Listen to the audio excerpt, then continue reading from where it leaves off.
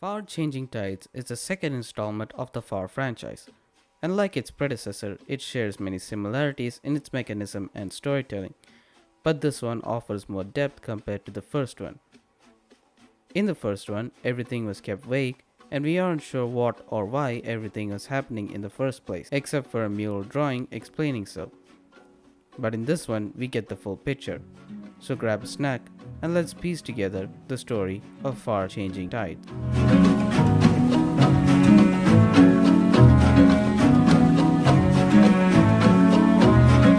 Now, before we begin, while the game did come after Lone Sails, it isn't a direct sequel by any means, but more of an event that takes place parallel to Lone Sails. So, most of what's happening here, the exact opposite has taken place in Lone Sails. We play as Toe, a young kid whose city has just been flooded. After a nice title card reveal, we visit the home of a woman who designed the machine that you will use to traverse through your journey. And it seems that Toe has some form of affection towards the woman, with his room being close to her space and him having a drawing of her and him together. But it doesn't look like they are mother and son, since if that was true, an actual picture would exist instead of just a drawing. We first receive a diving suit, which has a propeller allowing you to traverse through the waters at a much quicker pace when you're either scavenging for fuel or solving puzzles.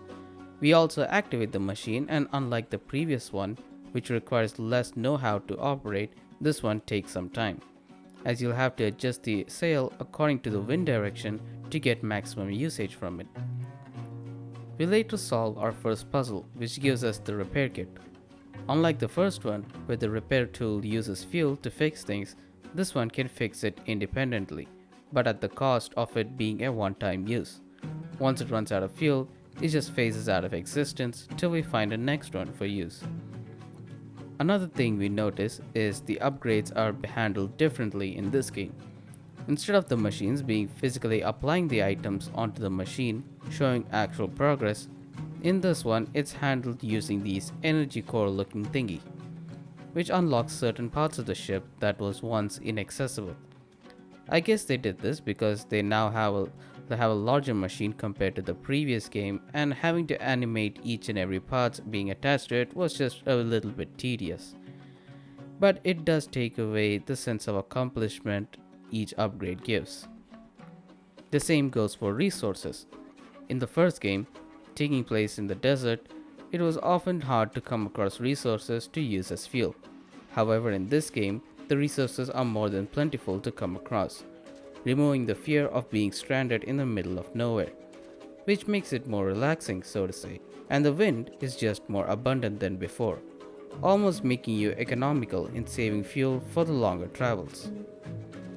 A little ahead, and we find a mini workshop with blueprints of another vessel that was built here, and above that, a set of coordinates, one pointing home and the other its destination. It's unclear where it is, but it's where the lady in the picture was heading to, based on the blue markings on the map, so we also head there in hopes that we find something.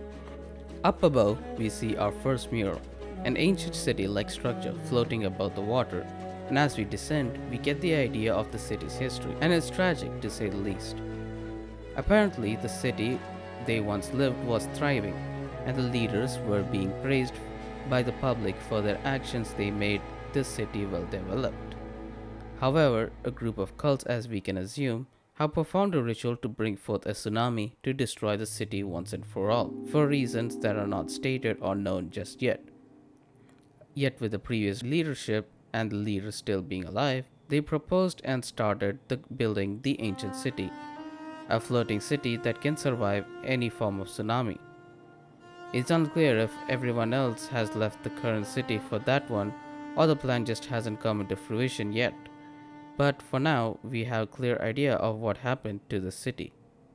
Now we switch a few levers, pull a few ropes, and we're off into the wilds, surviving the sea, the storm, the ice, and the flood.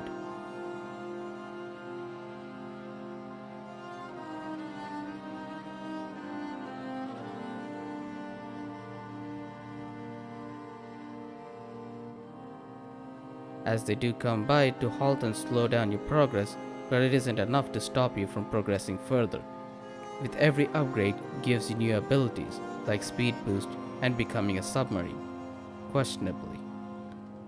But regardless, progress is progress. While hunting for some more resources, we find the place of meeting by the leaders, who sadly didn't make it far. This is also where they planned on how the ancient city would look and how it would operate, and many more. Could also be told that the foundations of this city were built on this very table before the actual construction began. A bit further, and we enter the borders of this supposed ancient city. But however, it seems not a lot of people have made it there. The construction of this said city is done and ready to be moved in, but by the looks of it, no one has done so.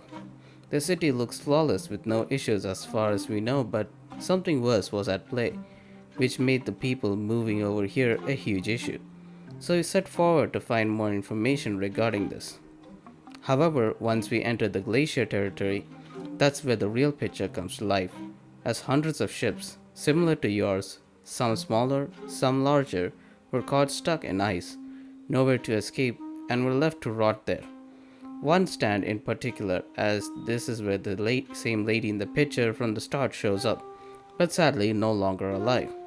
We also see her holding a map, but it turns out to be a picture of Lone, another character from the Far universe, who is the main protagonist of the first installment, Lone Sails. So now we now know why she wanted to go to those coordinates. It's because she wanted to visit Lone. And there are theories surrounding this that Lone could be her daughter or just her prodigy, similar to how Toe was to her, but it just made more sense to assume that she is Lone's mother. After getting some nice view from the waterfall and passing through a valley that has the same type of flower that you're now growing and nurturing in your vessel, we signal the nearby horn from a lighthouse. After seeing the distress signal from a distance, it is at this point where the direction of the game changes. Traditionally, it moves from left to right, and it has been for almost any 2D video game, but now it switches from right to left. It takes some time for us to get adjusted to this, but luckily it's only for a short time. Once we reach the distress signal, we meet Lone herself, to which we help her get the boat onto our ship in a questionable manner, and we soon set sail to our next set of adventures, which hopefully will be shown in the next installment of the Far franchise. I'm expecting it to be co-op since both characters are playable, so it would make sense, or they could make it completely out of AI, one of them, and the other one in our control. Whom we get to choose to control is in our choice, but all the more reason to wait and see how it turns out. Thanks for watching, and I'll see you all in the next analysis. God bless.